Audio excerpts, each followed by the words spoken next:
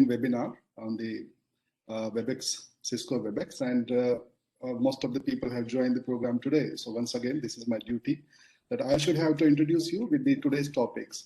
Like Indian history has been studied by various schools, you know it very well, like Anglicist, nationalist, economist, Marxist, and subaltern, etc. These various schools of the history have brought out different dimensions of understanding of Indian history. All these schools, in their conventional form of presenting history, have brought out varied and very important information of the various facets of the Indian history. History nowadays becoming more of an interdisciplinary subject also. The painstaking efforts of these schools have produced political, economic, social, and cultural, and many more dimensions. Some more dimensions we are going to explore by today's lecture. Our first speaker, Dr. Shraddha Kumboskar, Madam, Professor and Head, Department of History, Savitribai Phule University of Pune, is going to speak on history, literature, and life of women. History of women's writing is a new area of study. The tradition of women writing has been much ignored due to the inferior position women have held in male-dominated society. As we know that literature had witnessed the roles of the women evolving through ages, but until recent times, most of the published writers were men, and the portrayal of the women in literature was without doubt biased. A lot of it has to be blamed on the fact that in the ancient world, literacy was strictly limited, and the majority of those who could write were male. However, the contribution of the women cannot be taken for granted in various aspects of the literature in general. We will definitely come to know about the various facets of the topic by Dr. Shraddha Kumboskar ma'am. She is a well-known and renowned writer, columnist. You all must have read her published articles in Lok Satta in 2020. I welcome you, ma'am, at this outset. We are going to witness another lecture by Dr. Lahu Gaikwad, Professor in History, Gramanati College, Narayangaon, Taluka Junnar District, Pune, on Maratha historiography. The rise of the Maratha in the medieval period gave an impetus to historical writings. A number of the chronicles called as Bakhars were produced in Marathi and Sanskrit during the course of time. But as the Bakhars could not be considered history in strict sense of the term, the era of histories based on authentic sources and scientific methods began in the late 19th century. The earlier histories were written mainly by the administrators who were anxious to know about the land and the people of the country under their control. They followed the maxim that if you want to govern a people, you must know them and you know about them only through their histories. This induced Mount Stuart, Elphinstone, John Briggs, John Malcolm, Grandruff, James Todd, and many others. And by this way, they have started writing history of their lands, which was under their control. Maratha historiography has grown in leaps and bounds since its commencement. It has identified many sources useful for the history of the Marathas. However, most of the historians concerned with the political history of the Maratha, except Professor A.R. Kulkarni, who very meticulously has brought out the socio-economic and cultural history of the Marathas. The Maratha historiography has given more importance to the writings of the elitist history and avoided the writings of the history of the marginalized groups, their society and culture. Hope today's lecture will fulfill the aspect. I welcome you all on behalf of the Department of History, Rashtra Sant Tukaji Maharaj, Nagpur University once again, and request Dr. Khangai to proceed to continue the webinar. Thank you very much, sir. And thank you, everyone.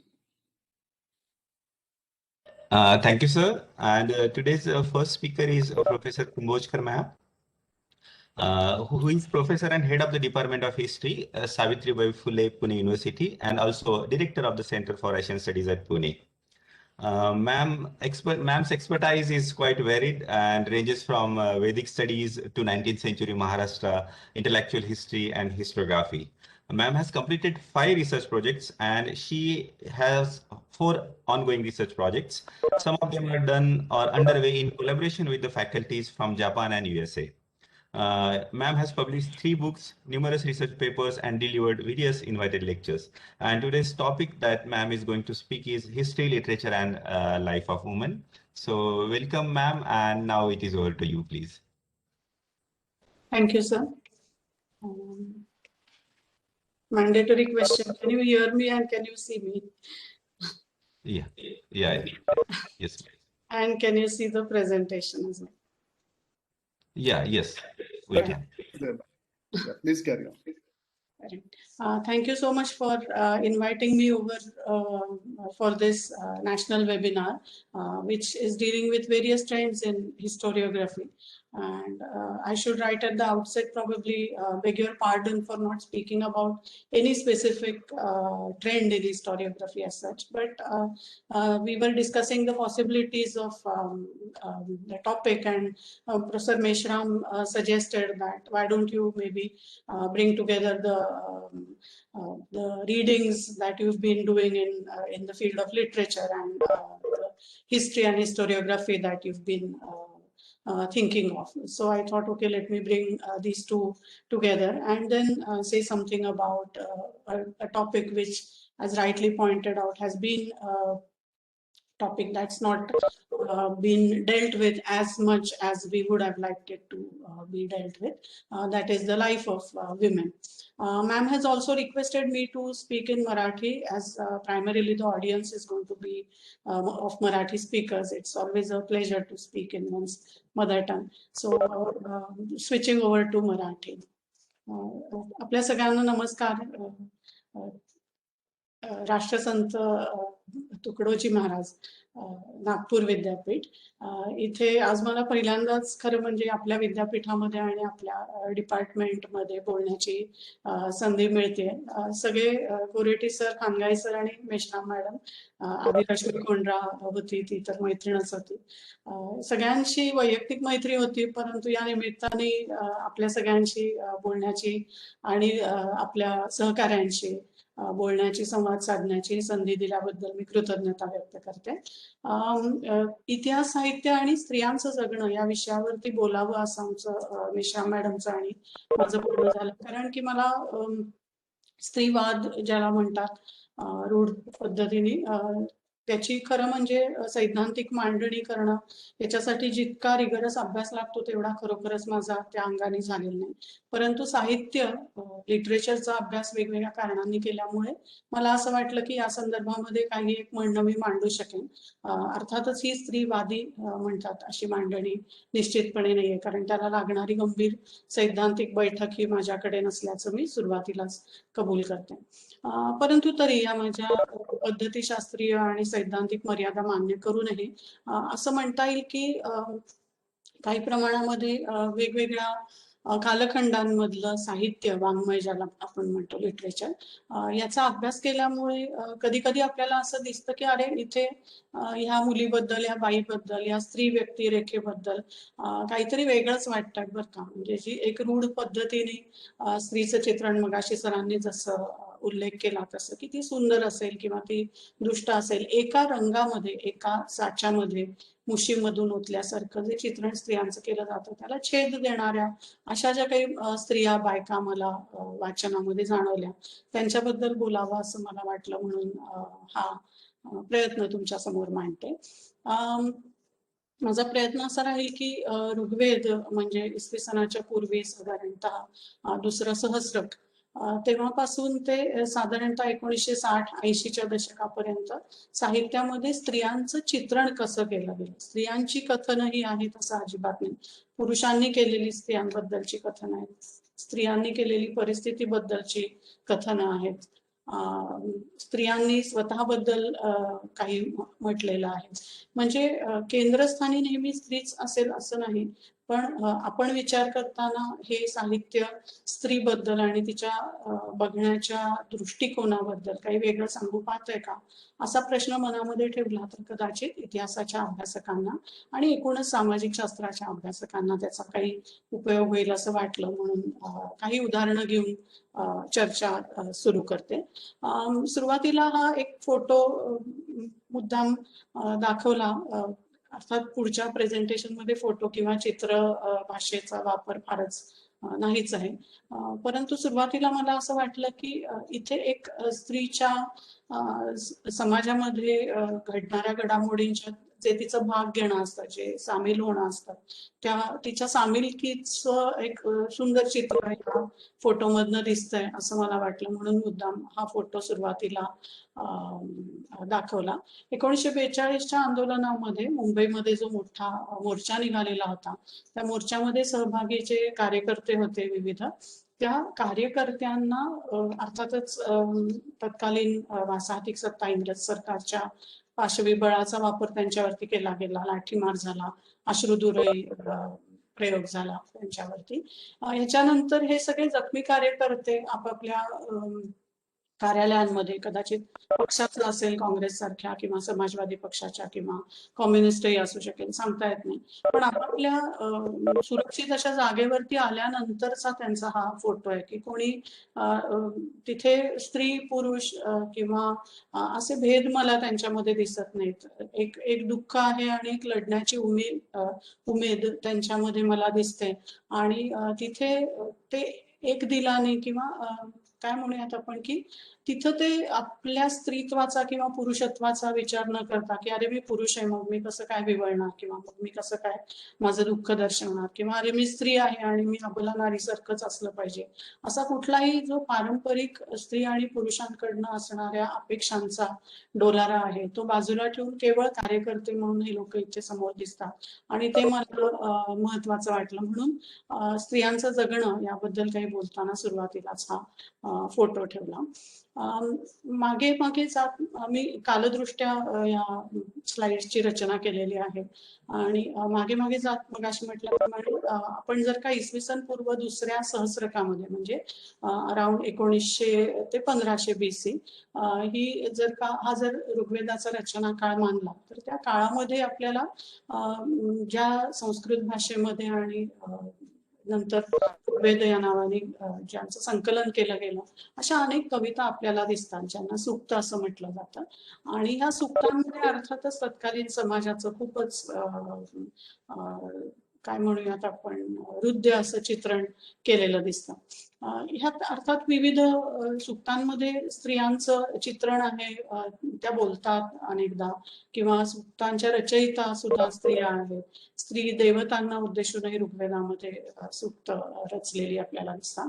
पण इथे मी निवडलेलं हे specific जे सूक्त आहे हे पणी आणि सरमा यांच्यामधल्या संवादाचं सूक्त आहे. तुम्हाला बाकी मग उर्वशी आणि पुरुरव्याची गोष्ट किंवा आणखीन श्रद्धा नावाच्या देवतेला उद्देशून किंवा उषस नावाच्या देवतेला उद्देशून रचलेली सूक्त यांच्यामध्ये आपण बऱ्याचदा म्हणजे ऋग्वेदाचा जेव्हा आपण काही विचार करतो तेव्हा ह्या सूक्तांचा उल्लेख होतो, पण पणी आणि सरमा सूक्ताचा खूपदा उल्लेख होत नाही, म्हणून मुद्दाम हे इथे निवडलं. ऋग्वेदाच्या 10व्या मंडलामधलं हे 108 नंबरचं सूक्त आहे. तर सूक्त म्हणजे कविता आहे साधी. तर ह्या गाण्यामध्ये संवाद आहे, जशी आपली हिंदी सिनेमामधली द्वंद्व गीतं असतात तसं. आणि हे पणी म्हणजे ऋग्वेदिक जे पशुपालक संस्कृतीचे सदस्य आहेत त्यांचे हे पणी म्हणजे शत्रू आहेत त्यांचे.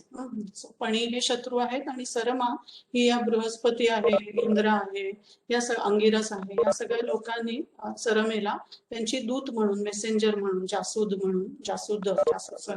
जासूद म्हणून तिला पणींकडे बोलणी करण्यासाठी पाठवले की तुम्ही आमच्या गाई गुरं जी पळवून नेलेली आहेत ती ताबडतोब परत करा, नाहीतर युद्धाला तयार व्हा, असा एक तो धमकीवजा निरोप.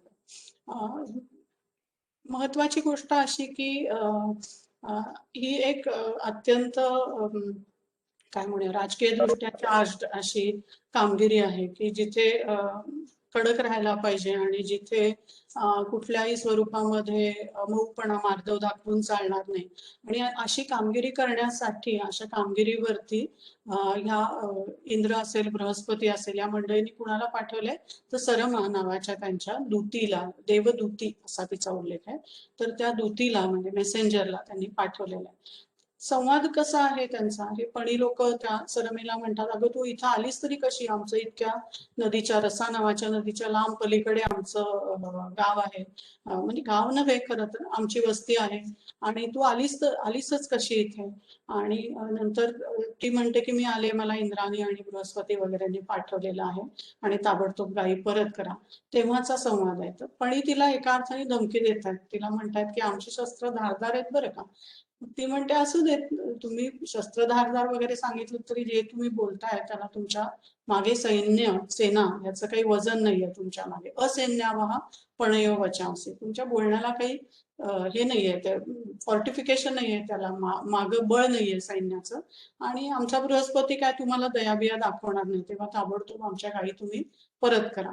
मग ते पणी लोक एकदम स्टँड बदलतात थोड्या 2 ऋचांच्या नंतर आणि म्हणतात की तुला आम्ही बहीण मानतो, जाऊ नको, इथे थांब, आम्ही तुला या सगळ्या गायींची मालकीण करू वगैरे वगैरे, आमची बहीण म्हणून राहा.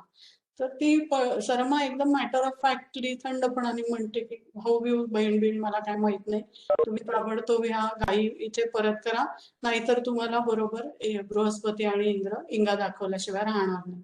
म्हणजे मला इथे हा धमकीचा संवाद मुद्दामच सुरुवातीला घेऊन असं दाखवायचंय किंवा सांगायचंय की स्त्रीबद्दलचे जे आज आपण मनामध्ये अनेक पूर्वग्रह किंवा तिच्याबद्दलच्या काही एकसाची कल्पना ज्या मनामध्ये आपल्या असतात, बिंबवलेल्या असतात त्या सामाजिकीकरणामधून आपल्यावरती, तर त्या सगळ्या कायमस्वरूपी नाहीयेत. ह्या वेदांमध्ये आपण म्हणजे आजपासून साधारणतः 4000 वर्ष पूर्वीच्या काळामधलं हे जे वाङ्मय आहे, त्यांच्या आयुष्यामधल्या ज्या रोजच्या घडामोडी आहेत त्या आपण बघितल्या तर मजा वाटते की जिथे आपण स्त्रीला मृदू आहे, सुंदर आहे, त्या उर्वशीच्या गोष्टीच्या म्हणजे तिथल्याही संवाद सूक्तामध्ये तो म्हणतो की बायकांची हृदय लांडग्यांसारखी असतात, तर एका अर्थाने तिला बेवफा सनम किंवा पत्थर दिल अशा पद्धतीचंही कुठं कुठं तिचं चित्रण झालेलं दिसतं. पण इथे मात्र ही सरमा अत्यंत एफिशियंट, जिला स्वतःच एक काही ध्येय आहे, जिला स्वतःचं कार्यक्षेत्र आहे आणि त्यासाठी ती काही करायला म्हणजे वाईट अर्थाने नाही म्हणते, पण त्यासाठी ती पराक्रम गाजवण्यासाठी पूर्णपणे तयारीनिशी तिथे पोहोचलेली असं आपल्याला दिसतं. म्हणजे सांगायचा मुद्दा असा की आपल्या मनामध्ये जरी आज 21व्या शतकामध्ये स्त्रीच्या वागण्याबद्दल, वर्तनाबद्दल काही विशिष्ट साचे निर्माण झालेले असतील तरी ते साचे हे कुणीतरी बनवून दिलेले आहेत. हे साचे कायमचे नाही. 4000 वर्षांपूर्वी, फार फार पूर्वी आपण बघितलं तर जे आपल्याला सांगितलं जातं की या काळामध्ये स्त्रियांना मुलं बाळ सांभाळण्यासाठी गुहेमध्ये राहावं लागेल आणि मग बाहेर शिकारीसाठी पुरुष बाहेर पडत आणि त्यामधून श्रमाची विभागणी झाली. तर हे अगदी स्पष्टपणे खोटं ठरवणारं असं हे सूक्त आहे की एकसाची पद्धतीने स्त्रियांचा विचार करून चालणार नाही. स्त्रिया या वेगवेगळ्या कामगिऱ्यांवरती जात होत्या आणि अत्यंत पराक्रमीपणे, अत्यंत मॅटर ऑफ फॅक्ट, कामाशी काम ठेवून कुठल्याही भावनांच्या ओघामध्ये वाहून न जाता आपल्या कामगिऱ्या त्या पारही पाडत होत्या. हे आपल्याला स्पष्ट करणार हे सर्वप्रथम ऋग्वेदामधलं सूक्त मला असं वाटलं की घेऊन आपण सुरुवात करूया. यानंतर ऋग्वेदाच्या नंतरच्या कालखंडात तुम्हाला सगळे इतिहासाचे आणि सामाजिक शास्त्रांचे आपण अभ्यासक माहीतच आहे की ऋग्वेदानंतर यजुर्वेद, सामवेद आणि अथर्ववेद हा थोडासा कदाचित उत्तर काळामधला रचलेला असा वेद ग्रंथ आहे. तर त्याच्यामध्ये हे दुंदुभी सूक्त नावाचं सूक्त आहे की जे दुंदुभी या देवतेलाच अनुलक्षून सूक्त लिहिलेलं आहे, रचलेलं आहे. आणि त्या दुंदुभीच्या सूक्तामध्ये अर्थात दुंदुभी म्हणजे लढाईच्या सुरुवातीला जे नगारे वाजवले जातात ते, तर त्या दुंदुभीची त्यांनी एक स्तुती करणारं असं हे सूक्त रचलेलं आहे.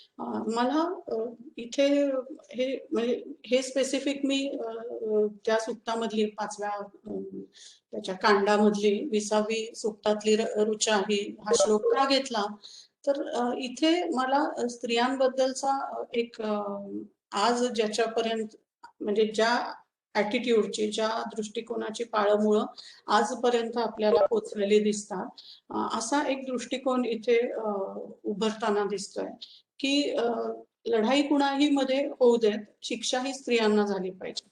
म्हणजे बाई ही एक प्रकारे प्रॉपर्टी आहे आणि मला जर तुम्हाला काही हानी पोचवायची असेल तर तुमच्या स्त्रियांना हानी पोचवणं हे तुम्हाला हानी पोचवण्यासारखं आहे. त्यामुळे स्त्रीकडे प्रॉपर्टी म्हणून पाहण्याचा, मालमत्ता म्हणून पाहण्याचा हा एक दृष्टिकोन आपल्याला इथे हळूहळू मुळं धरताना दिसतोय. असं अजिबात सांगायचं नाहीये मला की ऋग्वेदामध्ये हा दृष्टिकोन नाहीये, पण ही वेगवेगळी उदाहरणं जसजशी मला मिळत गेली, तशी इथे मी फक्त ही मांडले. हे कुठल्याही अर्थाने कॉम्प्रिहेन्सिव्ह किंवा सर्वस्पर्शी ज्याला म्हणून असं प्रेझेंटेशन नाही, पण वेगवेगळे पैलू वेगवेगळ्या कालखंडामधल्या साहित्यामधनं स्त्री विषयक जगण्याचे दिसावेत या हिशोबाने हे स्पेसिफिक सूक्त घेतलंय. यामध्ये आत्ताच्या स्त्रीवादी मांडणीमध्ये एक मांडणी अशी केली जाते की युद्ध हे कुणाईमध्ये झालं तरी ते युद्धाची रणभूमी ही अनेकदा स्त्रिया असतात. म्हणजे आपण 19व्या शतकापर्यंत जरी पोहोचलो तरी सुद्धा आपल्याला हे दिसतं की स्त्रियांनी पुनर्विवाह करावेत की नाही, त्यांचं केशवपन व्हावं की नाही, त्यांनी अगदी सिंपल गोष्ट जॅकेटे घालावेत की नाही, हे अग्रलेखांचे विषय होते, हे आपल्या इथल्या वादंगांचे विषय होते. त्यामुळे हा मुद्दा आहेच योग्य की कोणाही मध्ये वादंग झाले, कोणाही मध्ये संघर्ष झाला तर स्त्रिया ही त्याची युद्धभूमी ठरतात. तर हे दुंदुभी सूक्तामध्ये आपल्याला अगदी स्पष्ट दिसतं की इच्छा काय व्यक्त केली आहे की या दुंदुभीच्या आवाजामुळे काय व्हायला हवं. तर जे आमचे शत्रू मारले गेलेले आहेत त्यांच्या बायका सुद्धा मुलाबाळांना घेऊन रानोमाळ पळत सुटल्या पाहिजेत. म्हणजे शत्रूंबद्दल वाईट इच्छा बाळगणं आपण समजू शकतो, पण त्यांच्या स्त्रिया आणि त्यांची लहान मुलं यांना सुद्धा घेऊन त्या पळून गेल्या पाहिजेत, इथपर्यंत ह्या दुष्ट इच्छेचे आविष्कार पोचलेले आपल्याला दिसतात. अर्थात युद्ध म्हणलं की आपल्याला माहितीच आहे की त्याच्यामध्ये काही दयामाया नसते, आणि जसं ह्या बाजूचे लोक शत्रूच्या वाईटाची इच्छा करतात तसंच तिकडच्याही लोकांनी यांच्या वाईटाची इच्छा केलीच असणार. मुद्दा असा आहे की संघर्ष होतो तेव्हा स्त्रिया या रणभूमीत बनत असतात, आणि मग त्यामुळे त्यांच्यावरती होणारे अत्याचार, त्यांच्या आयुष्यामध्ये होणारी अचानक अशी काय म्हणूया वाईट घटना ह्या घडत राहतात. आणि त्याला आपल्याकडे ही आता अथर्ववेदाचा कालखंड आपण साधारणतः पुन्हा इसवी सनाचं दुसरंच सहस्रक म्हटलं पाहिजे, साधारण 1500 BC म्हटलं तर. त्यामुळे 3500 वर्षांपूर्वी सुद्धा हा अप्रोच स्त्रियांकडे पाहण्याचा आपल्याला निश्चितपणे दिसतो की जिथे शत्रूच्या नुसतं त्याचं वाईट चिंतून लोक थांबत नाही, शत्रूच्या स्त्रियांचंही वाईट व्हावं, त्याच्या मुलांचंही वाईट व्हावं अशी इच्छा इथे बाळगलेली दिसते. अथर्ववेदामध्येच इतरही आपल्याला अनेक स्त्रियांच्या काय म्हणूयात त्यांचं स्थान काय होतं याबद्दलचे विविध पुरावे दिसतात. जसं सपत्नी नाशनम नावाचं सूक्त आहे ज्यामध्ये सवतीचा नाश व्हावा यासाठी ही स्त्रीच प्रयत्न करते आणि अमुक अमुक वनस्पती मी तिची पूजा करते म्हणजे जेणेकरून माझ्या सवतीचा नाश होईल आणि पतीचं लक्ष पूर्णतया माझ्याकडे वळेल, असं ती प्रार्थना करताना आपल्याला दिसते अथर्ववेदामधलं सपत्नी नाशनम नावाचं सूक्त. मुद्दा असा की स्त्रीचं स्थान दुय्यम बनण्याचा प्रवास आपल्याला इथे सुरू झालेला दिसतोय अथर्ववेदामध्ये. अर्थात असं अजिबातच नाही की अगोदर स्त्रीचं स्थान हे इक्वलच होतं किंवा समान होतं, असा एक कुठलाही ग्लोरियस सुवर्ण काळ मी अजिबात कल्पित नाही. कारण की सर्वच काळामध्ये आपल्याला जिथे जिथे आपल्याला वाङ्मय साहित्यिक पुरावे दिसतात तिथे तिथे प्रत्येक वेळेला आपल्याला हे दिसतंच की स्त्रीचं स्थान, सामाजिक स्थान हे अनेक वेळेला दुय्यम मानलं गेलं. काही वेळेला अर्थातच तिला ब्रह्मवादिनी म्हणून तिचा गौरवही केलेला आपल्याला दिसतो. जसं की हे इसवी सन पूर्व 700 या कालखंडामध्ये रचलं गेलेलं बृहदारण्यक नावाचं उपनिषद आहे, ज्याच्यामध्ये मैत्रेयी आणि कात्यायनी यांची गोष्ट, याज्ञवल्क्याच्या ज्या 2 पत्नी होत्या त्यांची गोष्ट सांगितलेली आहे. पण तिथे सुद्धा ज्याला आपण लेफ्ट हँडेड कॉम्प्लिमेंट म्हणतो ना तशी ही तसं वर्णन केलेलं दिसतं की याज्ञवल्क्याच्या द्वे भार्ये बभूवतुः मैत्रेयीच्या कात्यायनीच्या तयोर ही मैत्रेयी ब्रह्मवादिनी बभूव. मैत्रेयी मात्र छान उत्तम हुशार अतिशय ब्रह्मवादिनी स्त्री होती.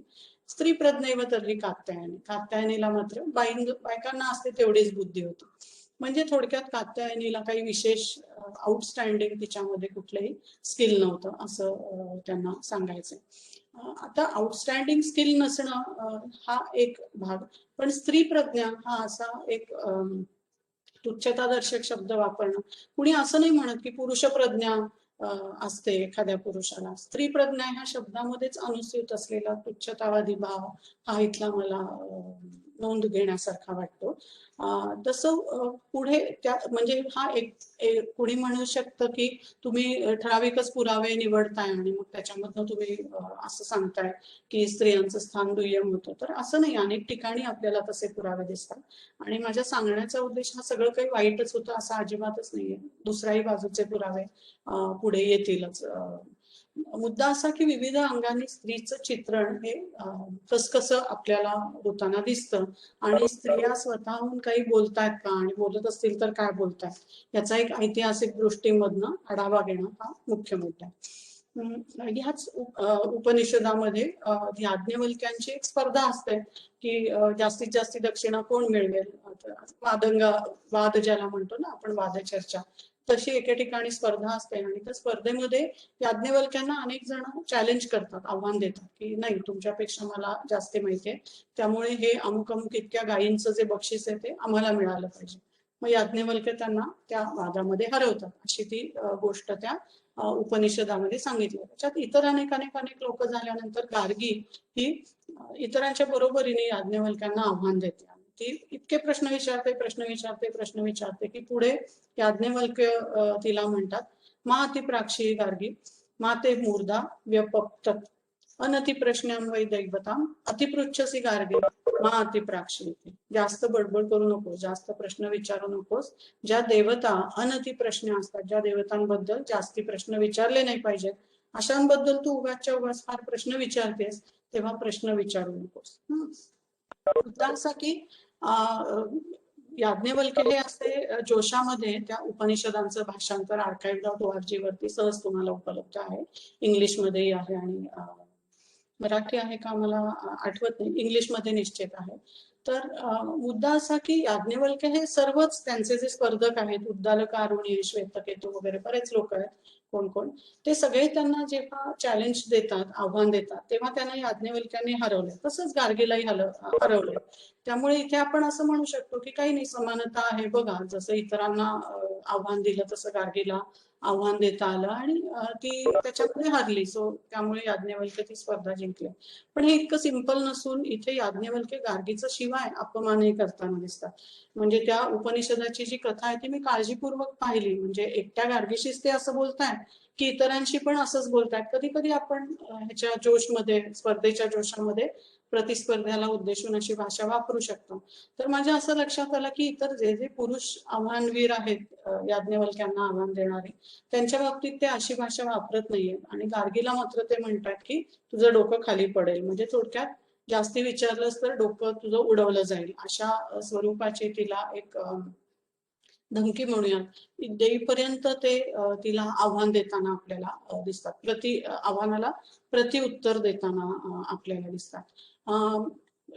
सगळीकडेच आपल्याला असं दिसतंय अशातला भाग नाही की सततच स्त्रियांना कोणी असं वाईट वागवतंय किंवा त्यांना कोणी त्यांच्या क्षमतांचा परिपोष करायला परावृत्त करते. उदाहरणार्थ त्याच थोड्याशा पुढच्या काळामध्ये आलेली ही थेरी गाथेमधली रचना आहे, ज्यामध्ये तिस्सा नावाची जी थेरी असते, थेरी म्हणजे वयाने ज्येष्ठ असणारी स्त्री, जिला या केसमध्ये बौद्ध धर्माच्या अभ्यासामध्ये आणि प्रचार प्रसारामध्ये रस निर्माण झालाय अशी ती स्त्री. तर इसवी सन पूर्व 600, मगाचा आपण उपनिषदाचा पिरियड बघितला तो इसवी सन पूर्व 700 आणि हा 600. तर याच्यामध्ये मात्र तिस्सेला उत्तेजन देणारी अशी ही सुंदर गाथा, श्लोक म्हणूया, इथे दिसते. तिस्से सिक्खसु सिक्काय, जितकं शिकायचंय तितकं तू शिकत राहा. मातम योगा उपच्चगम, लांब जाऊ नको शिकण्यापासून, इथेच राहा, जोडलेली राहा शिक्षणापाशी. सब्ब योग विसंयुक्ता, सगळ्या जी काय तुला जखडून ठेवणारी बंधनं आहेत, योग म्हणजे जोडणे, तुला जखडणारी जी बंधने आहेत त्यांच्यापासून तू विसंयुक्त हो, त्यांच्यापासून दूर जा. आणि चरलोके अनासवा, अनाश्रया, कुणीही तुला पायामध्ये वणवण बेड्या घालणार नाही, स्वच्छंदपणे तुला पाहिजे तेवढा तू विहार कर. आता आजही आपल्याला माहिती आहे की स्त्रियांच्या बाहेर पडण्यावरती बंधनं असतात, त्यांच्या बोलण्यावरती बंधनं असतात, त्यांच्या चॉईसेस वरती बंधनं असतात. असं असताना इसवी सन पूर्व 600 मध्ये या थेरी गाथेमध्ये इतकं सुंदर स्त्रीला मोकळीकीचं वातावरण देणारा जो गौतम बुद्धांचा विचार आहे तो मला अगदी लक्षणीय वाटतो आणि त्याचे कुठेतरी पुढेही आपल्याला पडसाद उमटताना दिसतील का अशी आशा वाटते, जे आपण पुढे बघूच अर्थात प्रेझेंटेशन मध्ये. याच्यानंतर मधल्या काळामध्ये खूप सुंदर अर्थात जसं की महाकवी भास ज्याला म्हटलं जातं, भासाच्या रचना आहेत, इतरही अनेक नागनिकेच्या शिलालेखामधली रचना आहे. पण वेळेअभावी सगळीच काही मी इथे रचना घेऊ शकत नाही. पण भासाच्या विशेषतः नाटकांचा फार हृदय असा संदर्भ आहे. तो कैकेयी बद्दल अतिशय सुंदर त्यांनी प्रतिमा नाटकम नावाचं नाटक लिहिलेलं आहे, की ज्याच्यामध्ये तो आपल्या मनामध्ये जी कैकेयी बद्दलची एक ती विलन किंवा वॅम्प ज्याला म्हणतो बॉलिवूडच्या भाषेत, अशी खलनायिका असणारी स्त्री अशी जी प्रतिमा असते त्याच्या बरोबर उलट चित्रण करणार हे भासाची रचना. इसवी सन पूर्व साधारण 300 ते इ. 300 असा जो काळ आहे. रामायण महाभारतांच्या रचनांचाही तोच साधारण काळ आहे. तर ह्या कथा जेव्हा फ्लुइड अवस्थेमध्ये होत्या रामायण महाभारतांच्या, जेव्हा त्या अजून वेगवेगळ्या ठिकाणून त्या कथांचे धागेदोरे एकत्र येऊन त्यांचं संकलन आणि संहितीकरण व्हायचं होतं, अशा काळामधलं ते भासाचं सुंदर नाटक आहे प्रतिमा नाटकम. तर पण त्या सगळ्यांचा मी वेळेअभावी इथे खूप विचार केलेला नाही. अत्यंत फेमस काय म्हणू सुप्रसिद्ध असणारं कालिदासाचं अभिज्ञान शाकुंतल नावाचं नाटक आहे. त्याच्या 5व्या अंकामध्ये साधारण इसवी सन 4थ्या शतकात 400 म्हणजे 4थ्या-5व्या शतकामधला हा रचनाकार आहे.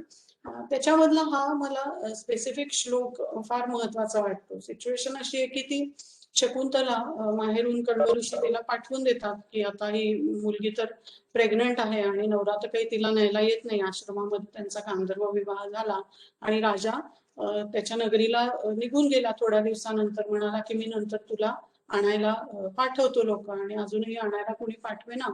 तेव्हा वडील तिची पाठवणी करतात आणि ते कण्व ऋषी, वडील म्हणजे मला वाटतं त्यांनी तिचा सांभाळ केलेला असतो, ते सोबतीला स्वतःचे 2 शिष्य देतात, शारद्वत आणि शार्ंगरव नावाचे. आणि शिवाय आणखीन तिची एक ज्येष्ठ अशी मैत्रीण असते, मला वाटतं प्रियंवदा का गौतमी नावाची, ती. असं सगळं लवाजमा त्या राजाच्या दरबारामध्ये येतो. आणि दरबारामध्ये आल्यावरती म्हणजे कालिदासाने अशी रचना केली की ओळख ठेवण्यासाठी जी मुद्रिका मोठी राजाने शकुंतलेकडे दिलेली असते, ती वाटेत एका कुठल्या तरी झऱ्यापाशी पाणी पिताना त्या कृश झालेल्या शकुंतलेच्या बोटामधनं गळून पडते आणि त्यामुळे तिच्या हातामध्ये काही अंगठी नसते. अंगठी नसल्यामुळे राजाला तिचं अभिज्ञान करणं, तिची ओळख पटवणं शकुंतलेची हे अशक्य होऊन बसतं. त्याला एका दुर्वास नावाच्या ऋषीने शाप दिलेला असतो त्यामुळे. आणि राजा सपशेल नाकारतो की हा असा काही गांधर्व वगैरे विवाह झालेला नव्हता आणि बाई मी तुम्हाला ओळखत नाही असं स्पष्टपणे तो म्हणतो. म्हटल्यावरती शकुंतला संतापते, त्याला म्हणते असं कसं वागतोस तू, हे काय बोलतोय वगैरे. पण हा स्पेसिफिक श्लोक आहे हा शकुंतलेचाही नाहीये आणि दुष्यंताचाही नाहीये. हा श्लोक आहे शकुंतलेच्या माहेरचा, तिला सोडवण्यासाठी आलेला जो शिष्य आहे शारद्वत आणि शार्ंगरवापैकी एक, त्याचा आहे. तर तोही म्हणजे राजाने ओळखलं नाही त्याला शाप होता. शकुंतलेचं काही एक वेगळं म्हणणं होतं जे कोणी ऐकून घ्यायला तयार नाही. हा मधल्यामध्ये तिच्या माहेरचा खरं तर तिला सोडवण्यासाठी आलेला असा शिष्य असताना सरळ सरळ राजाशी बोलतोय, तिच्याशी काही बोलायची तू तसदी घेत नाही आणि म्हणतो की ही तुझी बायको आहे, तिला घे, स्वीकार कर, नाहीतर काही कर. पत्नीवर उपपन्ना ही दारेषु प्रभुता सर्वतोमुखी. पत्नीवरती दारेषु प्रभुता, पत्नीवरती प्रभुता कुणाची असते, ही पतीची असते. हे सगळ्यांनाच ठाऊक आहे, सर्वतोमुखी गोष्ट आहे. त्यामुळे हा निर्णय सर्वस्वी तुझा आहे, तुला काय करायचं ते कर, मी हा चाललो, असं म्हणून तो सरळ निघून जातो. मुद्दा असा की हे मला प्रतिकात्मक रित्या महत्वाचं वाटणारं विधान आहे. म्हणून आधीच्या माझ्या आवडत्या भास वगैरे कवींना सोडून मी हे कोटेशन मुद्दाम घेतला.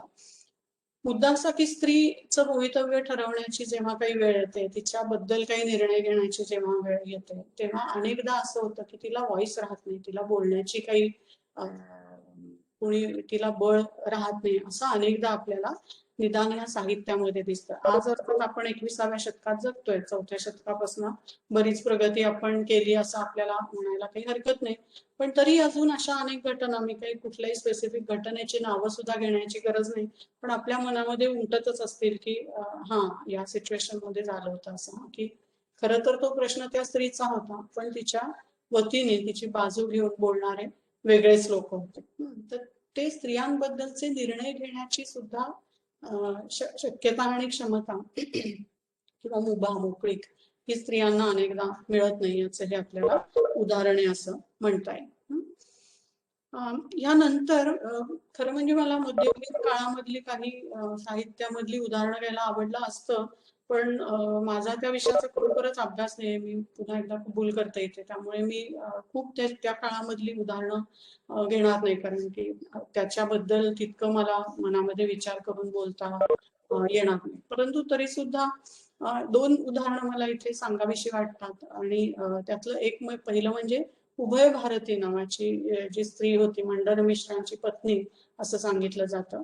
तर मंडन मिश्र आणि शंकराचार्य यांच्यामध्ये काही वेदांताबद्दलचा किंवा धर्मविषयक जेव्हा वाद झाला, तेव्हा या उभय भारतीला परीक्षक म्हणून नेमलेलं होतं असे आपल्याला उल्लेख आढळतात.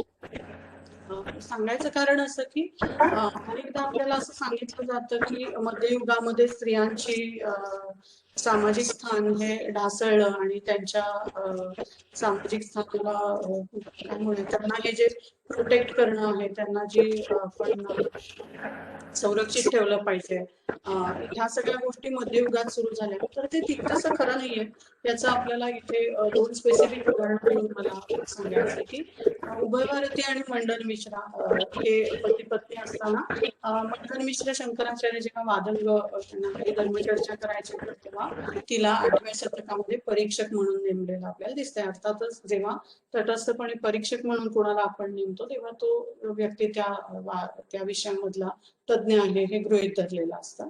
आणि इथे तिचं स्त्री असणं किंवा तिचं मंडन मिश्राची पत्नी असणं हे सुद्धा आड आलं नाही. म्हणजे शंकराचार्य म्हणू शकले असते की ही पार्शली तुमच्या बाजूने निर्णय देईल, पार्शालिटी करून, पण तसं न करता तिचं तटस्थत्व आणि तज्ञपणा हे दोन्ही लोकांनी मान्य केलेलं आपल्याला दिसतंय. म्हणजे इथे पुन्हा त्या सरमेशी नातं सांगणारी ही कर्तबगार अशी स्त्री असावी असं वाटतं, की जिला बाकी स्वतःचं स्त्रीत्व, आणखीन लोक आपल्याला काय म्हणतील, काय म्हणणार नाहीत, काय अपेक्षा आहेत आपल्याकडून समाजाच्या, या सगळ्याची काही कर्तव्य नाही. या दोघांच्या मध्ये वाद होईल, मी त्या विषयामधली तज्ञ आहे आणि मी त्या विषयामध्ये तुम्हाला योग्य ते प्रश्न विचारेन किंवा योग्य तो निकाल देईन, याचा तिला कॉन्फिडन्स असणं असं आपल्याला त्या उभय भारतीच्या गोष्टीवरून दिसतं.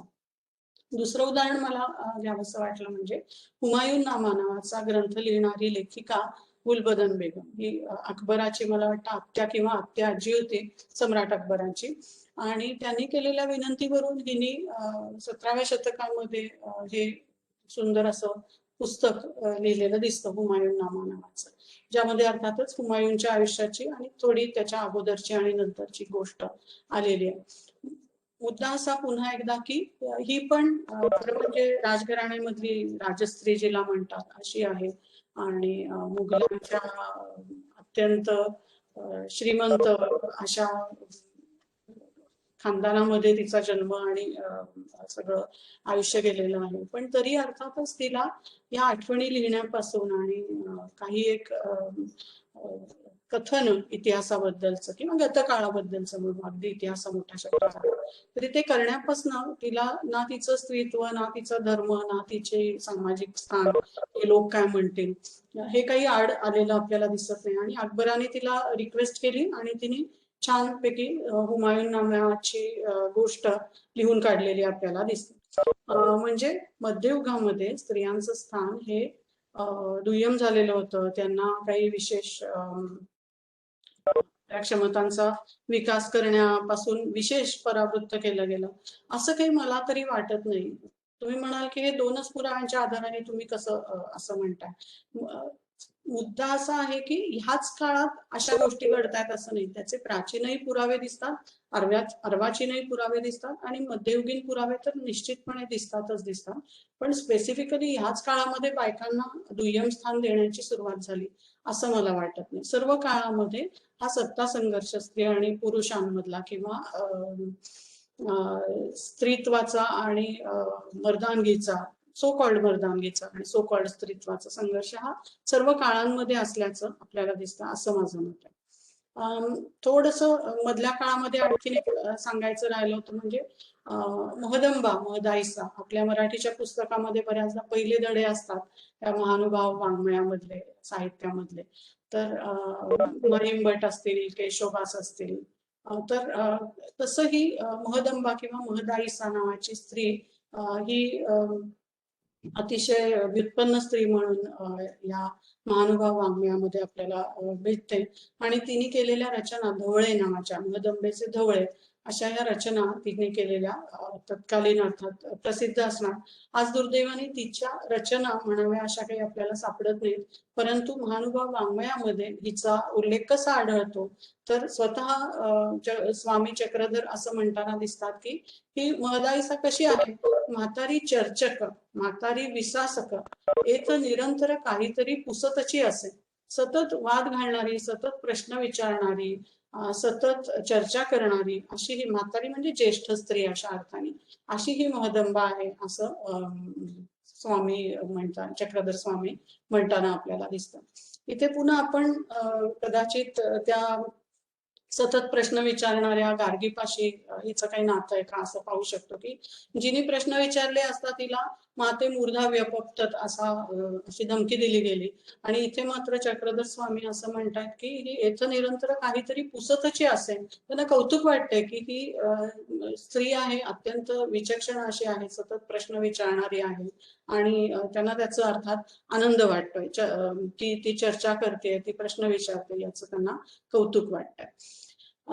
याच काळात मग अशी म्हटल्याप्रमाणे सगळं काही सुंदर आहे, स्त्रियांना अत्यंत मोकळीकीचं वातावरण आहे असं अजिबात नाही. 16व्या शतकामधली ही एकनाथांची जी रचना आहे त्यामध्ये आपल्याला, आणि हे सहजगत्या समजण्यासारखी भाषा होत चालली इथून पुढे, इथे दिसतं की चोराची आई जर असेल तर तिचं काय होतं तर तिला प्रकटपणे रडता येत नाही की आपल्या मुलाची चोरी सापडली जाईल म्हणून, किंवा हा आपला मुलगा चोर आहे हे सांगितलं तर आपली अप्रतिष्ठा होईल, अशी तिची जो कोंडमारा होतो, अशी तिची जी कुचंबणा होते, त्याच्यासाठी एकनाथांनी हा उकसबुकशी, ओक्साबोक्षी असं जे आपण म्हणतो आता, हा उकसबुकशी शब्द वापरला. आणि मला असं वाटतं की स्त्रीच्या एकूण कुचंबणेसाठी हा अतिशय समर्पक असा शब्द आणि त्याचं यथार्थ असं वर्णन हे एकनाथांनी इथे दृष्टांत देताना केलेलं दिसतं. म्हणून मुद्दाम मला इथे याचा उल्लेख करावा असा वाटला की तिची कुचंबणा अनेकदा होत असते स्त्रीची, पण कुचंबणा होत असेल तरी पुन्हा समकालीन दुसऱ्याही बाजूचा मी पुरावा समोर मांडते की तुकाराम महाराजांची शिष्या बहिणाबाई किंवा बहिणी असं ज्या स्वतःला म्हणतात, त्यांनी ह्याच काळामध्ये 17व्या शतकामध्ये शिवाजी महाराजांच्या समकालीन आहेत यांनी वज्रसूची नावाचं जे जातीविषयक टीका करणारा किंवा ब्राह्मणत्व नक्की कशावरून ठरतं याची चर्चा करणारं आणि विवेकाचा विचार मांडणारं असं जे उपनिषद होतं त्याच्यावरती यांनी स्वतःचं असं भाष्य इथे समोर मांडलेलं दिसतं. जीव, देह, जाती, वर्ण, कर्म आणि धर्म असे निकष त्यांनी लावलेत की देह त्याचा ब्राह्मणासारखा दिसतोय म्हणून त्याला ब्राह्मण म्हणायचं का, त्याची जात, जन्माने तो त्या जातीत जन्माला आलाय म्हणून त्याला ब्राह्मण म्हणायचं का, तो फक्त स्नान संध्या करतो म्हणून त्याला ब्राह्मण म्हणावं का, असे सगळे निकष लावत त्या म्हणतात की ब्राह्मण कोणाशी म्हणावे निश्चित, पहावा हा अर्थ विवेकेची. विवेक विच म्हणजे विवेचन करण्याची, फरक करण्याची जी बुद्धी असते की काय योग्य आहे काय अयोग्य आहे हे पाहण्याची असद विवेक बुद्धी जी आहे तिचा वापर करून मग आपण ब्राह्मण म्हणजे इथे अर्थातच त्यांना म्हणायचंय की ज्ञानी मनुष्य कोणाला म्हणायचं हे आपल्याला ठरवायला पाहिजे. मुद्दा असा की इथे आपल्याला ब्राह्मणत्वाची किंवा ज्ञानाची चर्चा करायची नसून बहिणाबाईंना 17व्या शतकामध्ये वज्रसूची नावाचं उपनिषद माहिती होतं, त्याच्यावरती त्यांनी भाष्य केलं आणि ते भाष्य राचिंडेरे असतील, रूपा कुलकर्णी बोधी असतील, अशा अनेक अभ्यासकांच्या मुळे आपल्यापर्यंत पोहोचू शकलेलं आहे. तर स्त्रीचा आवाज हा सतत दाबला जातोय, सतत कुचंबणा होते असंही नाही, पण एकीकडे आपल्याला तिची कुचंबणा झाल्याची दाखले आणि तिला प्रश्न विचारण्यापासून परावृत्त केल्याचेही दाखले साहित्यामधनच दिसतात. साधारणतः 150 ते 200 वर्षांपूर्वीच हे लोकगीत आहे. जिथे मी राहते त्या पश्चिम महाराष्ट्रामध्ये नवरात्र जेव्हा असतं, म्हणजे अश्विन महिन्याचे पहिले 9 दिवस नवरात्री, तर तेव्हा स्त्रिया या गोल करून गाणी म्हणतात आणि मध्ये एक हत्तीची प्रतिमा ठेवलेली असते आणि काही जण त्याला बुलाबाई म्हणत असावेत, काही बोंडला म्हणतात आणि आणखीनही त्याला अनेक शब्द आहेत वेगवेगळ्या सांस्कृतिक म्हणजे प्रादेशिक संस्कृतीनुसार. त्याच्यामधलं हे एक गाणं आहे की कारल्याचा वेल लाव ग सुने, लाव ग सुने, मग जा आपल्या माहेरी. ती म्हणते कारल्याचा वेल लावला हो सासूबाई, आता तरी जाऊ का माहेरा. मग ती सगळी कारल्याची लाईफ सायकल सांगून शेवटी भाजी कर, ती खा, उष्ट काढ इथपर्यंत त्या सुनेला माहेरी जाण्यापासून परावृत्त केलं जातं त्या गाण्यामध्ये. आणि मला इथे वैयक्तिक आठवण सांगावीशी वाटते की जेव्हा आम्ही लहानपणी ते गाणं म्हणायचो तेव्हा ते गाण्याचं काही विशेष लक्षात ठेवायची गरज नाही पडायची, पण एकदाची ती शेवटी कारल्याची भाजी खाऊन त्या सुनेने उष्ट काढलं की आम्हाला गाताना बरं वाटायचं. की मग ती शेवटची ओळ अशी होती की आणा फणी घाला वेणी, जाऊ द्या राणी माहेरा, आणली फणी घातली वेणी, गेली राणी माहेरा, असं. तर त्या स्त्रीला आपल्या माणसांकडे जाण्यापासून परावृत्त करणं हे जितकं आपण इथे लक्षात घेतलं पाहिजे, तितकंच ह्याबद्दलचा विद्रोह व्यक्त करण्यासाठी असं गाणं रचणं आणि ते गाणं अनेक पिढ्यानपिढ्या म्हणत राहणं आणि त्याची स्मृती जागवणं हे सुद्धा आपल्याला महत्वपूर्ण आहे, हे लक्षात घ्यायला हवं. म्हणजे मी दोन्ही बाजूनी बोलते ह्याचं कारणच हे आहे की एकांगीपणाने स्त्री ही सतत अबला आहे, सतत अन्यायग्रस्त आहे असंही मला मांडायचं नाहीये, आणि दुसऱ्या बाजूनी सततच ती अत्यंत कर्तबगार आणि तिला काहीच प्रॉब्लेम्स नव्हते. उगाच हे स्त्रीवादी लोकांनी निर्माण केलेलं काहीतरी रचलेलं घटित आहे असंही मला म्हणायचं नाहीये. मला असं सांगायचं की साहित्य हे आपल्याला वेगवेगळ्या मार्गांनी त्या स्त्रीचं जगणं आहे त्याची अभिव्यक्ती, त्याची वेगवेगळे आविष्कार आपल्याला दाखवत राहतं. जसं की 19व्या शतकामध्ये हे गोदावरी पंडित नावाच्या स्त्रीने लिहिलेलं साधं रेसिप्यांचं पुस्तक आहे, पाककृतींचं पुस्तक आहे.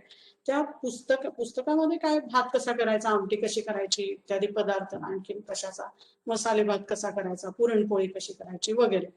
पण ह्या पुण्या मुंबईमध्ये राहणाऱ्या उच्च जात वर्गीय स्त्रीला काय भीती होती हे तिच्या प्रस्तावनेमधनं आपल्याला दिसतं. की ती म्हणते मला समजू लागल्यापासून पुढे 9-10 वर्षातच, म्हणजे ही शिकून समजू लागल्यापासून म्हणजे ती मुलगी वयामध्ये आल्यापासून, म्हणजे धरून चालू की साधारणतः 20 वर्षाची जेव्हा ही स्त्री होती गोदावरीबाई, तेव्हापासून तिची योग्यता विद्वान स्त्रियांमध्ये गणण्यासारखी झाली. शिकली ती काहीतरी, तिला लिहाय वाचायला आणखीनही पुढे ती शिकली असेल.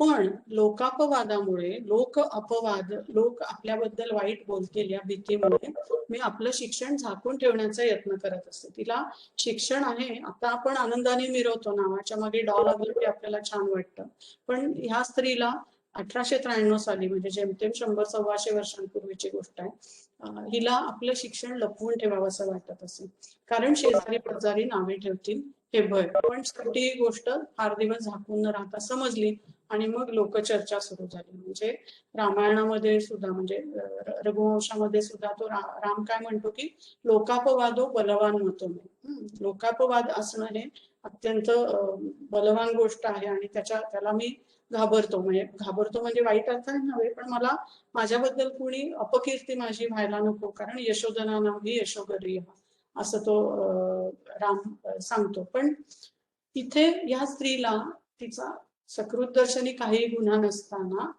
लोक अपवाद, लोकचर्चा यांचं भय ग्रास्तय हे आपल्याला 1893 मधल्या या प्रस्तावनेमधनं दिसतं. त्यातूनही ती काय करते तर ती म्हणते की हे सगळं असू दे, मी आता भीत ग्रंथकर्त्री या नावाने प्रसिद्ध झाली आहे, पण म्हणून मी कोणत्याही रीतीने धर्म मर्यादेच्या किंवा गृह मर्यादेच्या बाहेर गेले असं मुळीच नाही. म्हणजे तुम्ही शिका, कारण शिकल्यामुळे बायका काही वाईट होतात, त्यांची काही एक त्यांचं काय म्हणूयात आपण शील हे भ्रष्ट होतं असं अजिबात नाही. हे तिला सांगावं का वाटतंय 93 साली, त्याचं कारण ह्या पुढच्या नाटकामधनं घेतलेल्या एका पदामधून आपल्याला दिसेल. एज्युकेटेड छबकडी हे अर्थातच फार्स या जातीत कोळीचं नाटक आहे. ते 2 मोठ्या नाटकांच्या मध्ये हे छोटे छोटे फार्स सादर केले जात असत 1890च्या दशकामध्ये. आणि ह्याच्यामध्ये अर्थात शिकलेली मुलगी ही छबकडी म्हणजे कशी उच्चृंखल असते असं वर्णन त्या नाटकामध्ये केलेलं आहे. आणि या मुलीचे आई वडील ती शिकते आणि कुणाचा तरी हात धरून पळून जाते अशी टिपिकल गोष्ट असल्यामुळे आई वडील शेवटी नाटकाच्या फारसाच्या शेवटी काय म्हणतात, फजितीचा कळस झाला, आता आम्ही तोंड कसं काय दाखवू. मुलीने दोन्ही बाजूंना म्हणजे तिचं त्याच्याशी लग्न झालं आणि माहेरचं घर सासर माहेर दोन्ही घरांना हिने काळं लावलेलं आहे. आणि ह्या सगळ्याचं मुलगी वाईट निघाली याचं कारण ते दोष कुणावरती ठेवतात, शिक्षण तिचं लागी दिदले म्हणून यापुढे हे आले, यापुढे ती करी विनती सावध व्हा अनुभवीला. आता आपण विद्यापीठामध्येही चर्चा करतोय, आपल्या विभाग प्रमुख स्त्री आहेत, बोलणारी मी स्त्री आहे, त्यानंदाने आपले सहकारी सगळे ऐकतायत. असं असताना आपल्याला हसू येतं, पण 100-125 वर्षांपूर्वीची ही परिस्थिती ही निश्चितच आपल्याला स्त्रियांच्या सामाजिक आणि या ज्ञानविषयक ज्या काही इच्छा आकांक्षा असतील त्यांना दाबून ठेवण्याचे कसे प्रयत्न विविध अंगांनी होत होते हे सांगते हे मला इथे अधोरेखित करायचंय. म्हणून मुद्दाम हे 2 पुरावे दिले, हा एज्युकेटेड छबकडीचा आणि पाकदर्पणचा. यांच्यामध्येच आपल्याला त्याच्याही आधी 20 वर्ष हे सावित्रीबाईंचं पत्र महात्मा फुले समग्र वाङ्मयामधलं पाहायला मिळतं. हे उलटपालट असल्यामुळे मी जरा स्लाइड्स पुढे आणि मागे केल्या. ह्याचं कारण असं की या सावित्रीबाई आणि ज्योतिराव काळाच्या पुढे असल्यामुळे झालं असं की त्यांचा काळ आहे 1877चा, त्यांनी केवढं काम केलंय ते आपल्याला या पत्रामधून कळेलच. त्याच्यानंतर 20 वर्षांनीही हे फार्स मध्ये आणि पाकदर्पण मध्ये आपल्याला स्त्रियांच्या परिस्थितीमध्ये विशेषतः उच्च जात वर्गीय अभिरुची असणाऱ्या कुटुंबांमध्ये आपल्याला ह्या सावित्रीबाई ज्योतिरावांनी खरोखरच काम केलं होतं की नव्हतं. म्हणजे नागपूरच्या आपल्या कुमुद पावडे यांनी अंतस्फोट नावाचं जे पुस्तक लिहिलंय त्याच्यात त्यांनी एका लेखाचं नावच आहे की खरंच महात्मा फुले होऊन गेले की नाही गेले. म्हणजे एवढी मोठी क्रांती वैचारिक सामाजिक सांस्कृतिक ज्यांनी घडवली तीच आपण आज पुसून सगळं विसरून चाललोय की काय, अशी परिस्थिती वाटावी. अशी स्थिती 20च वर्षात महात्मा फुले आणि सावित्रीबाईंच्या नंतर आपल्याला आत्ताच या 2 पुस्तकांमधनं दिसली.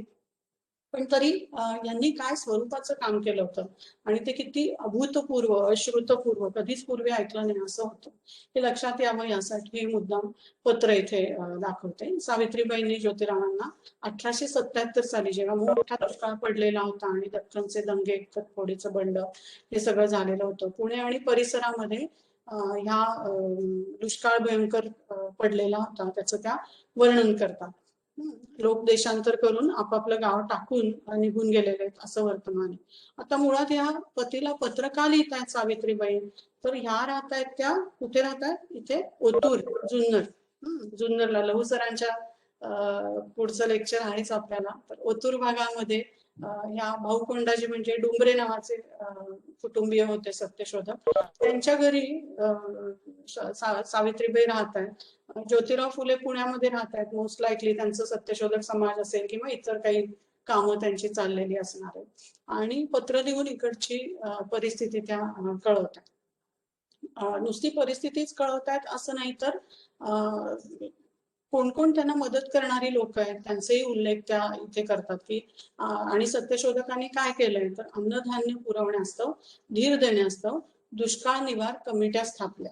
प्रोसेस बेस्ड काम सुरू केलेलं दिसतं आपल्याला.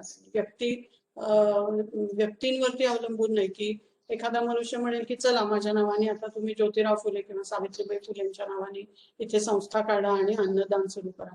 दुष्काळ निवार कमिटी हे एक प्रोसेस बेस्ड काम त्यांनी, प्रक्रियेवरती आधारलेलं असं संस्थात्मक काम त्यांनी उभारलं आणि दुष्काळाने हैराण झालेल्या लोकांना पैशाची मदत केली. ह्या भागामध्ये खतफोडीचं बंड चाललेलं होतं, त्यामुळे सावकारांना लुटावं वगैरे अशी दुष्टकर्म घडत होती. त्यामुळे कलेक्टरनी काय केलं तर 50 सत्यशोधकांना पकडून नेलं. आणि मग जेव्हा सावित्रीबाईंनी आक्षेप घेतला तेव्हा त्या म्हणतात कलेक्टर येथे आला, 50 सत्यशोधक पकडून नेले, त्याने मला बोलविले, तेव्हा मी उत्तर केले की आमच्या लोकांवर आळ व कुभांड घेऊन कैदेत ठेवले ते सोडा.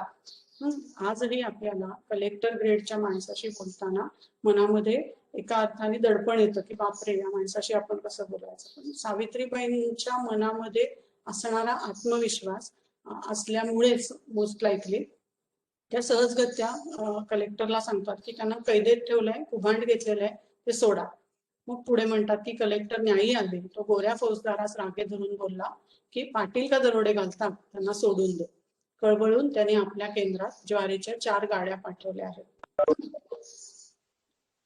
सावित्रीबाईंच्या म्हणजे सत्यशोधकांच्या इतर कामाबद्दल अनेक गोष्टी बोलता येतील, पण वेळेअभावी ते सगळं मला इथे आता बोलणं सांगणं योग्य वाटत नाही, औचित्याला धरून नाही राहणं. परंतु अनेकदा आपण असं म्हणतो की सत्यशोधकांनी किंवा सावित्रीबाई असतील, ज्योतिराव फुले असतील, त्यांचे अनेक सहकारी असतील, त्यांनी इंग्रज सरकारच्या सोबत कसं काय काम केलं. इंग्रज हे तर वासाहतिक प्रशासन होतं, ते तर परकीय राज्यकर्ते होते. पण त्याचं कारण असं आहे की जेव्हा तुम्हाला अन्नान्न दशा येते आणि जेव्हा तुमच्या देशातली तुमची म्हणवणारी लोक तुम्हाला मदत करत नाही, तेव्हा हा न्यायी कलेक्टर जर ज्वारीच्या 4 गाड्या पाठवत असेल तर त्याला नाही म्हणण्याचं काही मला सत्यशोधकांनी कारण दिसत नाही. त्यामुळे आपण आजच्या देशप्रेमाच्या, राष्ट्रभक्तीच्या कल्पना या 19व्या आणि 20व्या शतकामधल्या लोकांवरती जर का आरोपित केल्या तर कसे गोंधळ होतात, कसे विसंगती निर्माण होते, हे इथे मला अधोरेखित जाता जाता करायचं. तो खरं तर आपला मूळ मुद्दा नव्हे, पण ते जस्ट सांगायचं होतं. शेवटी मला असं वाटतं की विशेष जोमाने मराठी भाषिक लोकांच्या विश्वामधली जाणवलेली जी चळवळ आहे ती म्हणजे डॉक्टर आंबेडकरांच्या प्रेरणेने झालेली एकूण मानवमुक्तीबद्दलची जी चळवळ आहे ती. तर त्या चळवळीमधलं एक महत्वाचं उदाहरण म्हणून मला हे चंद्रभागा जाधव यांचं कथन आम्ही इतिहास घडवला या पुस्तकामधलं महत्वाचं वाटतं.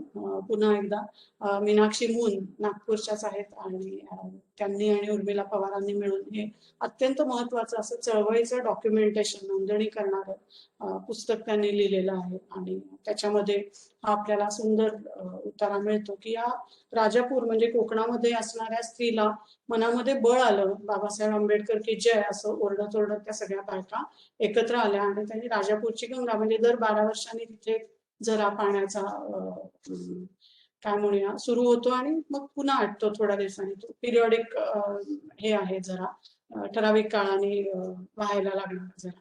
तर ती राजापूरची गंगा तिला अस्पृश्यांनी हात लावू नये असं जे एक सामाजिक दडपण होतं ते झुगारणाऱ्या या चंद्रभागा जाधवांचं कथन आपल्याला इथे आम्ही इतिहास घडवलामध्ये पाहायला मिळतं.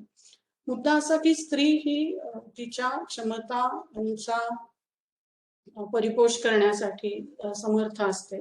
तसे तिचे विविध आविष्कार आपल्याला साहित्यामधून पाहता येतात. जसा की हा एक धग नावाच्या उद्धव शेळके यांनी लिहिलेल्या कादंबरी मधला आविष्कार आहे. कौतिक नावाची त्याची नायिका आहे धग कादंबरीची आणि ती नवऱ्याला धीर कसा देते की होतेच आहे, चालतेच आहे असं म्हणून ती कशासाठी तुम्ही एवढं हे करता म्हणते, मनावरती घेता आणि असं म्हणून कुठीचा होते काय असं म्हणून ती हात धरून निजत्याचं बस्त करताना म्हणाले ना. म्हणजे स्त्रीच्या मध्ये ही क्षमता असते की आपल्या आजूबाजूची जी परिस्थिती आहे ती अगदी झोपलेली असेल तर निदान त्याला बस्त तरी करावं, निजत्याचं बस्त तरी करावं, थोडा बहुत तरी हातभार निश्चितपणे ती लावू शकते. सगळ्याच समस्यांवरती बायकांकडे जर का उत्तरं असली असते तर मग जादूगार म्हटलं असतं. तसं नाही, पण एका अर्थाने सामील राहणं. मग आजचा फोटो आपण आठवला तर की त्या स्त्रिया सहनही करतायत, मारही खाऊन आलेल्या आहेत पोलिसांचा, आणि एकीकडे त्या शुश्रूषाही करतायत, एकीकडे त्या सहभागी आहेत, आणि कुठेही त्या स्वतःच्या स्त्रीपणाचा बाऊ करताना दिसत नाही. तसं हे धग मधल्या कौतिकचं मला इथे चित्रण वाटतं की तिलाही अर्थात तेवढाच परिस्थितीचे चटके बसतात, पण तरी सुद्धा ती त्या नवऱ्याला उमेद देण्याचं, त्याला जगण्यासाठी प्रवृत्त करण्याचं काम करताना आपल्याला दिसते, आणि त्याला पुन्हा जगण्याच्याकडे ओढून आणते की उठा 2-2 घास खाऊन घेऊन, मी सकाळपासून जेवली नाही म्हणते, मुद्दाम म्हणते. अर्थात कोणी असं सांगणार नाही की मी जेवले नाही म्हणून, पण मुद्दाम म्हणून त्या नवऱ्याला जगण्याच्या उमेदीमध्ये निस्त्याचं बस्तं करणारी अशी ही कौतिक मला अत्यंत मराठीमधली लक्षणीय अशी नायिका वाटते. शेवटी अगदी 2-3 मिनिटांमध्ये थोडं सैद्धांतिक या सगळ्या उदाहरणांच्या पार्श्वभूमीवरती सैद्धांतिक मांडणी अशी की फुको नावाचा जो तत्वज्ञ होता त्याचं म्हणणं होतं की इतिहासाचा एक उद्देश काय असतो, तर लोकांच्या नजरा दिपवायच्या. पण नजरा दिपल्यामुळे काय होतं की ज्यांच्यावरती फोकस आहे ते सोडून झोताच्या बाहेर राहणारे, प्रकाश झोताच्या बाहेर राहणारे जे लोक आहेत त्यांचं म्हणणं काय आहे ते लोकांना कळत नाही, की हे हिरो आहेत असं एकदा आपण ठरवून टाकलं की मग हिरो नसलेल्या सर्वसामान्य लोकांचं म्हणणं, त्यांचं आयुष्य, त्यांचं जगणं हे काही जनतेला कळत नाही, वाचणाऱ्यांना कळत नाही.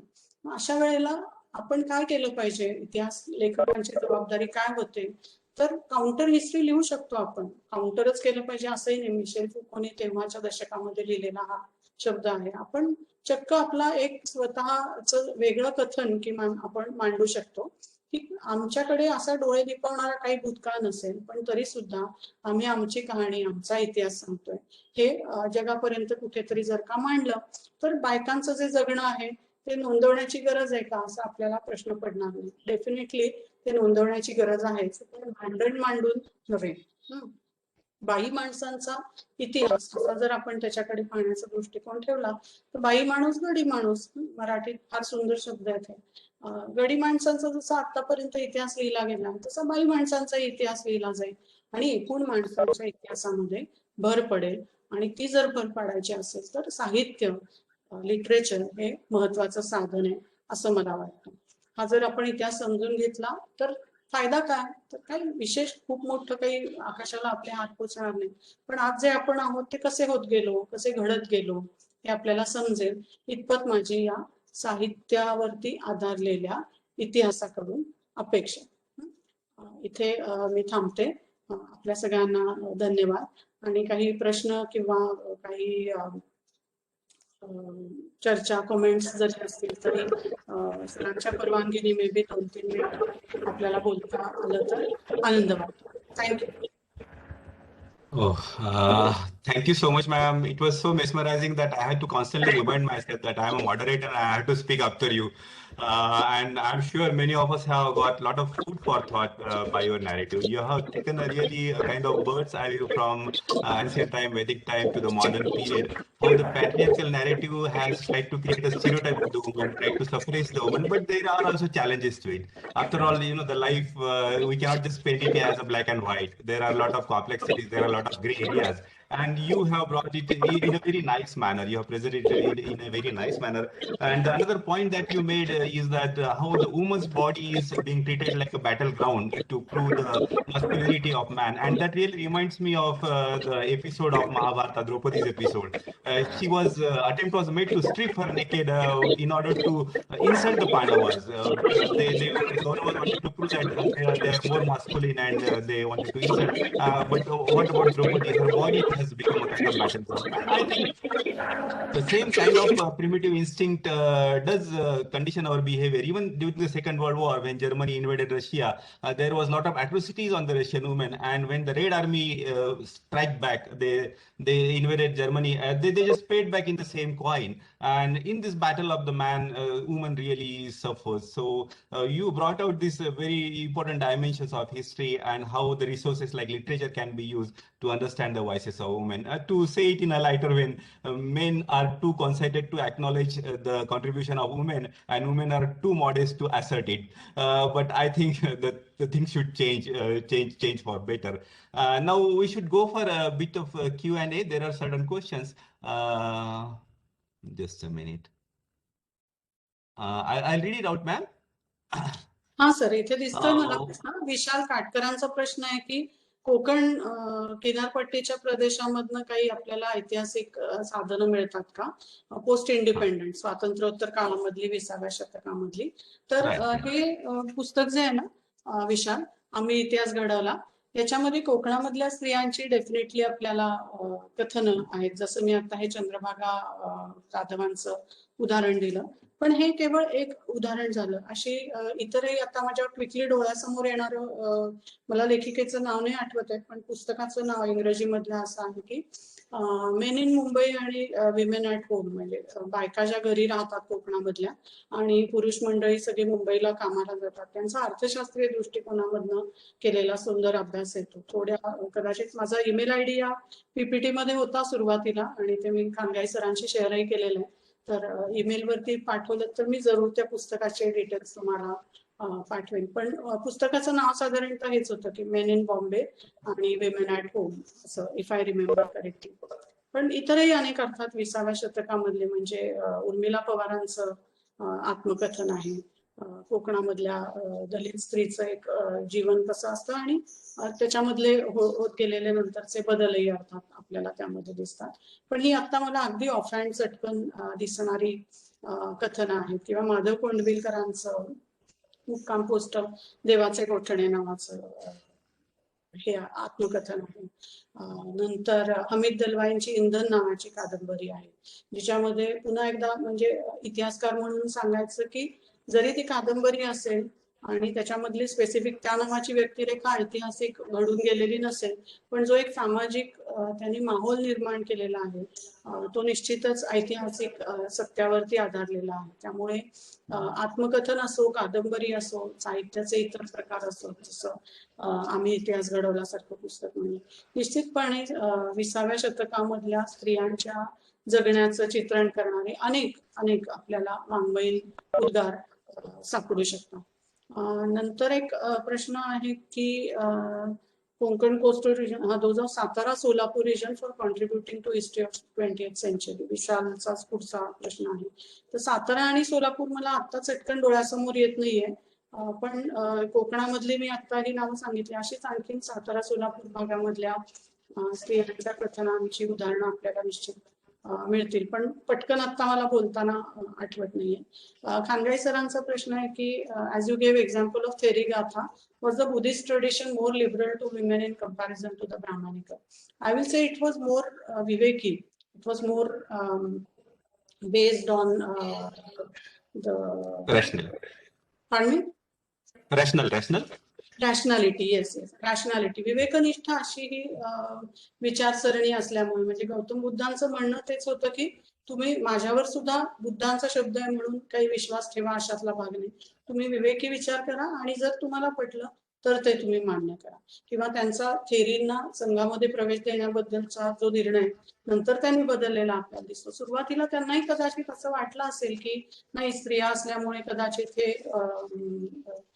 काम किंवा आपल्या विचारांच्या प्रसाराचं काम काही नीट होणार नाही.